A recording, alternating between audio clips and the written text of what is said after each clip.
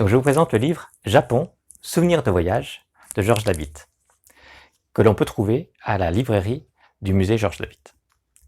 Ce petit livre d'une 50aine de pages, rédigé comme des notes de voyage, raconte le voyage de Georges Labitte, de cet explorateur toulousain, au Japon en 1889. Dès les premières pages, on peut voir à quel point il était différent de voyager au Japon à l'époque. Je vous en lis un petit extrait. Il y a quelques années à peine, peu de personnes osaient entreprendre un voyage au Japon, ce pays d'Extrême-Orient qui est longtemps resté fermé aux Européens. Aujourd'hui, l'accès est facile. En s'embarquant sur un des splendides steamers des messageries maritimes à Marseille, on est rendu à Yokohama en 42 jours par la voie de Chine. On se rend compte donc que 42 jours semblait très court à l'époque.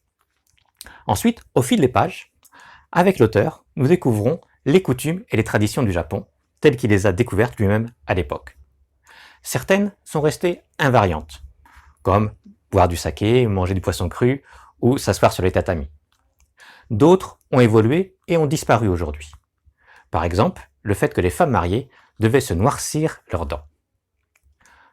Un autre élément qui m'a bien plu dans le livre est l'extrait où Georges Labitte montre à quel point il reconnaissait la qualité du service de différents prestataires avec qui il travaillait au Japon.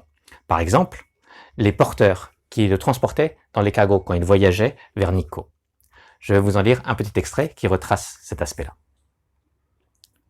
Après nous être remis de nos courbatures du cargo, nous quittions Nikko avec regret et prenions congé, devant l'hôtel d'Utsunomiya, de nos braves coureurs qui, enchantés d'un léger pourboire, nous faisaient 1000 politesses.